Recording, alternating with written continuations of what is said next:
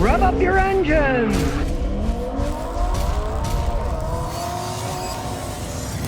Well, you knew it was going to happen. Electric vehicle batteries are now exploding in Florida after Hurricane Ian. Salt water, not only is it corrosive, but it conducts electricity a lot better than regular water does. And as time goes on, corrosion insidiously will work its way inside these batteries, and a bunch of them have already started on fire. Realize you don't even have to use the things. They can just be sitting there and they can short out. They're telling people when you have a car that's got a problem with the electric battery, when it's an electric car, they say park it outside.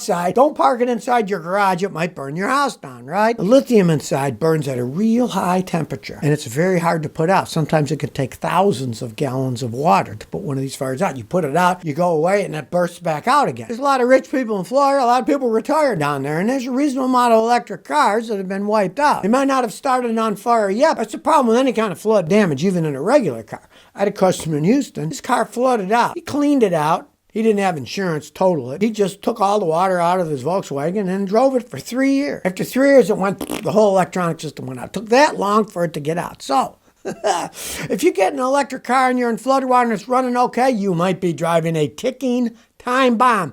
Realize that. There's a lot more involved in electric cars than there are in normal cars. Corrosion of electrical wires and stuff, then it can lead to a fire sometimes years later. Something to think about if you're thinking about buying one of those things. JD500 says, my dad's new car choice is Nissan. I know you don't like them. I did my research and I had friends who had problems with it. Turns out, they're not that well made. How do I get my dad not to get a Nissan? Haven't watched some of my videos and you've already done research and your friends had problems? Show the research to your father and say, Dad, make a wise choice. The father shows to tell the son to make wise choices, right? Well, in your case, you're wiser than your father. Trying to convince him, I don't know how open-minded. Some fathers are very closed-minded and some aren't. I am not a closed-minded one. If somebody shows me a better way and tells me the truth about something, I'm all ears. I don't want to waste my money. I don't want to buy junk. And the Nissans really aren't very good cars. The company's been on the verge of bankruptcy for decades. And they just make them cheaper and cheaper and cheaper. They were great cars when they were Datsun back in the day. Then in 2000, Nissan, which changed its name from Datsun to Nissan before that, but in 2000, the French company, Renault, bought them. And it went down the toilet even further. Give them a little history. Show them your research. Say, Scotty says, show them this video. Please, don't buy a Nissan if you value your money. You're not going to get your money's worth.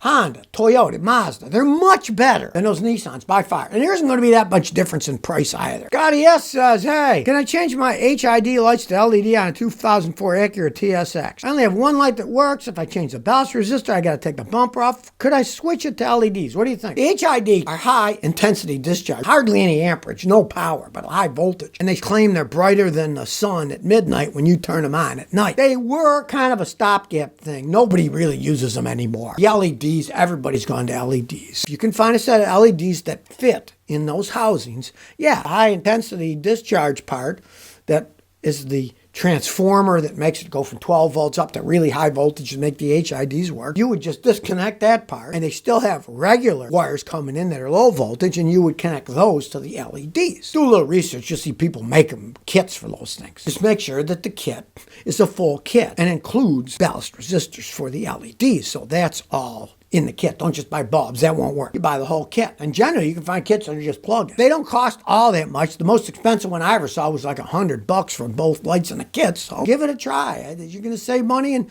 they work perfectly fine. Gastroball62 says, is the Corolla GR a disastrous move for Toyota? What do you think about the new 2023 Corolla GR with a 1.6 three-cylinder turbocharged engine that makes 300 horsepower with a 6-speed manual transmission? It looks cool, but is it going to last? Well, only time will tell.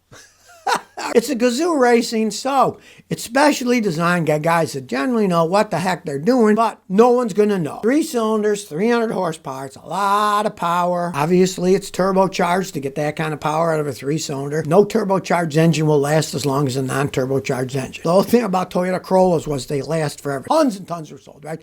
Reliability. They're kind of going against the idea by putting an engine like that. But then again, it's the Toyota Corolla GR. They're not going to make all that many. It's a specialty thing. They're only going to make a certain amount of them. And they'll sell them all because people are interested in that. They will not replace the regular Toyota Corolla. You want to ride like a maniac?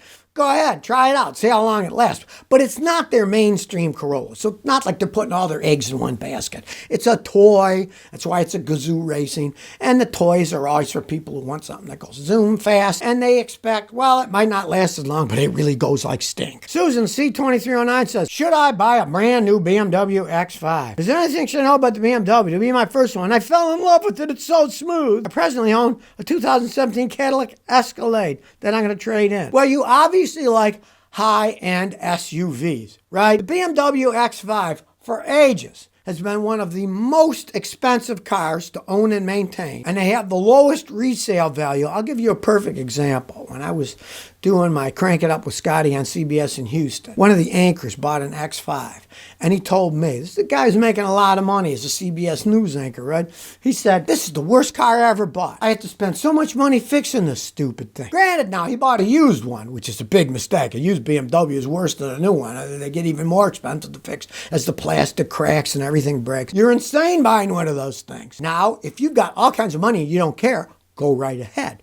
Or if you're going to keep it for the warranty period, go ahead, but realize these high used car prices today aren't going to last forever. If you say, own it for 3 years, right, and then sell it, you're going to lose your shirt today. When that 3 years from now, because BMW resale prices are always down the toilet. They don't give you much on a trade-in. Back in the day when things were real, I knew a guy in California who bought a fancy BMW for 80 grand. He traded it in when it was a year old. They gave him 35. That's what their resale values really are in the real world. I mean, if you value your money, don't get that.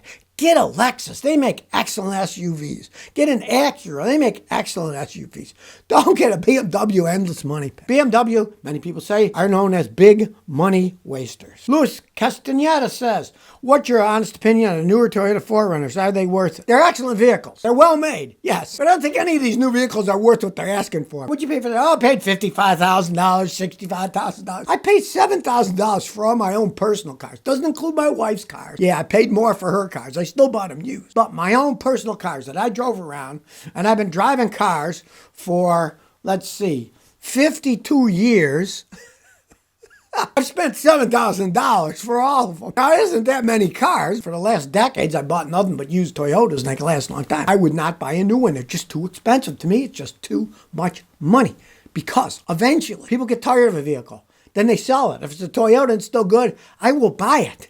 Like my wife's Lexus. Okay, it's 21 years old now. But I only paid $3 grand for it when it had 65,000 miles. Original price was $40,000. Hey, you can save a lot of money buying used cars. You buy a good one, you save a ton of money. Jack Lale 93 says, Scotty, if high mileage oil offers better protection for engines, why wouldn't someone just use high mileage from the start? Wouldn't that make sense? The guys that make it say it's great. I personally don't see all that much difference. Now, here's the thing. Let's say you got a new car. New cars, maybe use a 0 W20 oil. You got to use full synthetic, and my advice is I'll use those new GF6 oils. They're made for that. Now, it's just a generic title, GF6. All kinds of companies make them. Valvoline, Castro, you name it. They all make them. Just make sure it says GF6 on it. They got little stars with different symbols. Learn how to read them and only buy the GF6 for a modern car, and you would just want to use that oil all the time. It's the best oil with the best additive. This high mileage oil stuff is kind of a selling gimmick for the companies to charge more money for the same oil that maybe has a few additives in it. Whether it actually does anything or not is questionable. But the new GF6 oil is the best oil in the world out there. It's all I use in my cars. And I'm not going to mess around with, well, this is a high mileage version. You change the oil regularly with the best oil. Stick to that oil forever. Dave C., how do you tell if your engine is seized? Oh, it's real easy. Watch my video. Get in an old car running that's sat for years. I show how to check it.